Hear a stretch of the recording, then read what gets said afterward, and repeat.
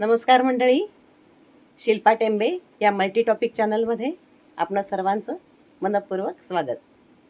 आज आपण कोकणातला एक पारंपरिक पदार्थ बघणार आहोत. ही माझी आई आहे स्मिता सातवळेकर. काय बघणार आहोत आपण आज? तांदळाच्या कण्यांचं घाटलं. तांदळाच्या कण्यांचं घाटलं.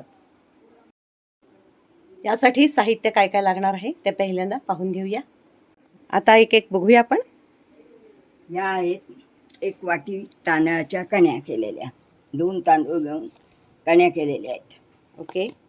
हे तूप आहे, या तुपावर त्या कण्या भाजायच्या. हे नारळाचं किसलेलं खोबरं आहे, ते पण कण्यांबरोबर भाजायचं. त्याच्यात किंचित मीठ घालायचं चवीपुरतं. रंगासाठी थोडी हळद घालायची. वासासाठी तळताना लवंग घालायची. जायफळ नंतर घालायचं. जायफळ किसून घेतलंय, लवंगाचे तुकडे करून घेतलेत आणि हळदीच्या ऐवजी आपण केशर वापरलं तरी चालू शकेल ना. रंगासाठी रंग वापरू शकतो. हळद केशर काही चालेल. आणि तांदळाच्या कण्या किती घेतल्यात आपण? 1 वाटीच आहे. 1 वाटी आहेत. आणि त्याला खोबरं किती घ्यायचं? साधारण 1 नारळाचं खोबरं लागेल. 1 नारळाचं खोबरं घ्यायचं. आणि अर्धा किलो तरी गुळ लागेल. साधारणपणे 1 वाटी कण्यांना अर्धा किलो गुळ लागेल. तर आपण सुरुवात करूया.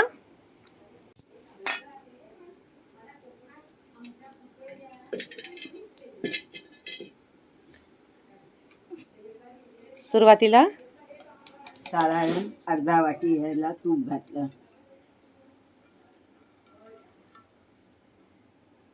ओके. त्याच्यानंतर तळण्यासाठी लवंगा टाकल्या. लवंगाचे तुकडे करून घेतले ते या आपल्या अंदाजानं घ्यायच्या का? हां, लवंगांचा वास पदार्थाला येतील एवढ्या घ्यायच्या. चव आणि वास दोन्ही आलं पाहिजे. त्याच्यानंतर ही आपल्या अंदाजान रंग येण्यासाठी हळद टाकली. लवंगा चांगले तापतायत.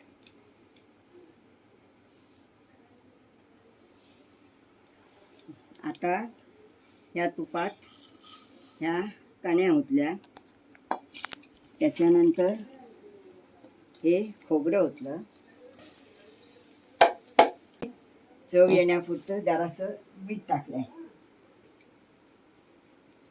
आता ही पूर्ण खमंग होईल. खोबरं कण्या भाजलेलं असेल इतकं भाजायचं.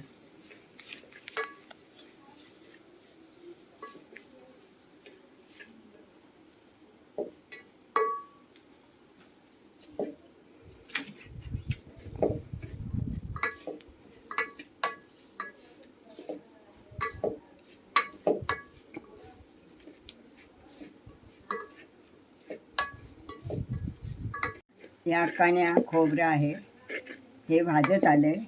ते पूर्ण भाजलं, किंचित त्याला खमंग भाजलेला खोबऱ्याचा वास आला की ते पातळ शिजेल एवढं त्याच्यात 1-2 तांबे साधारण पाणी ओतायचं.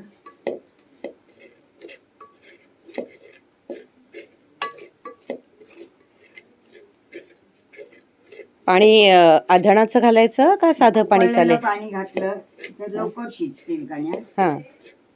साधं घातलं तरी चालेल, पण शिजायला थोडा ते परत उकळून शिजेपर्यंत वेळ जातो.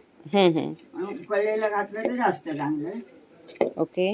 आता देऊ पाणी? हा दे. ते बघते उकळलेलं पाणी इथे.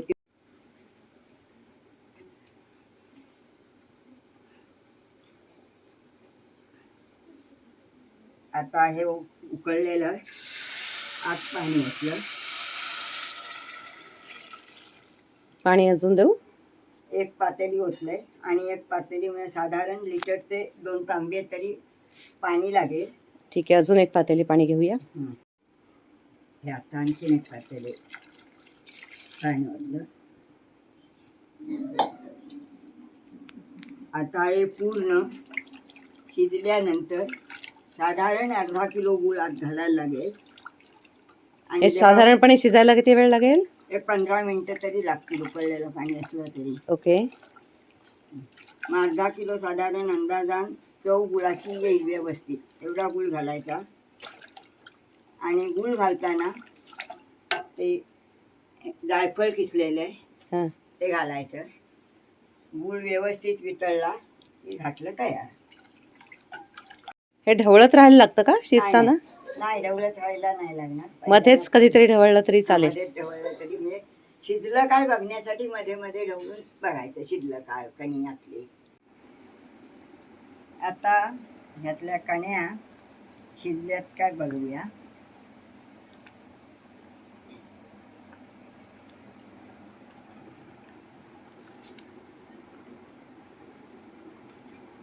कण्या व्यवस्थित शिजल्यात.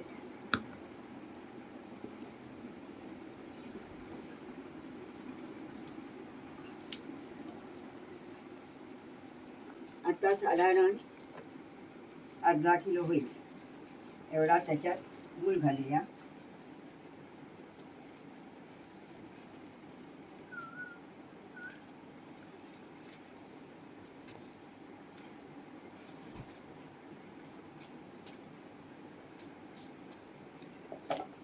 आता गूळ वितळेपर्यंत थोडा वेळ ढवळायचं. नाहीतर तळ्यात गूळ जर चिकटला तर करपल्याचा वास येऊ शकतो, करपू शकतं. गूळ वितळत आला आता. तो वितळल्यानंतर आपण ही जायफळाची पूड आत टाकली. जे घाटलं आहे हे असं पातळ असतं? हा, हे असंच पातळ ठेवायचं. सुकल्यावर आपण थोडंसं ते घट्ट होतं. हा, म्हणजे गार होत येईल तसं ते आळतं. थोडं आलतं. हा हा हा हा हा.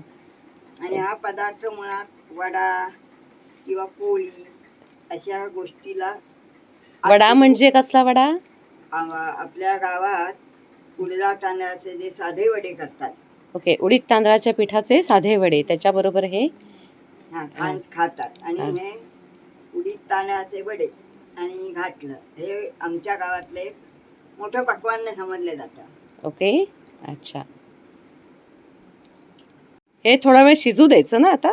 थोडा वेळ गूळ चांगला व्यवस्थित आत मिसळण्यासाठी एक 5 मिनिटं उकळवत ठेवायचा. अच्छा. चुलीवर घाटलं उकळतंय, ते उकळेपर्यंत आपण घाटल्याबरोबर वडे करूया. माझी वहिनी, मावशी, बहीण आणि आम्ही असे सगळे वडे थापायला बसलेलो आहोत. याच्यामध्ये आपण वड्याच्या पिठामध्ये काय काय आहे? उडदाची डाळ, तांदूळ, अजून मेथी, थोडी मेथीची डाळ. उडदाची डाळ, तांदूळ आणि मेथी असं दळून आणलेलं आहे. हो. आणि प्रमाण काय असतं? उडदाची डाळ साधारण 1 वाटीला 3 वाट्या तांदूळ. 1 वाटी उडदाच्या डाळीला 3 वाट्या तांदूळ आणि थोड्याशा मेथ्या. आणि भिजवताना कसं भिजवलंय?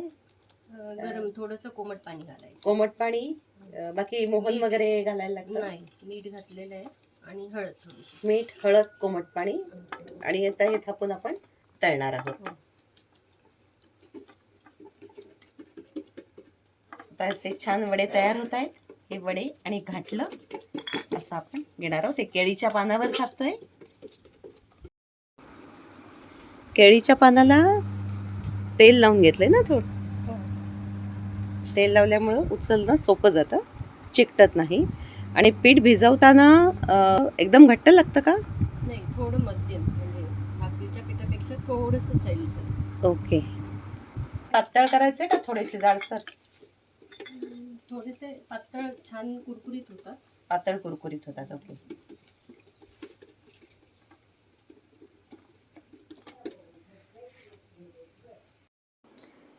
घाटलं तयार झालेलं आहे.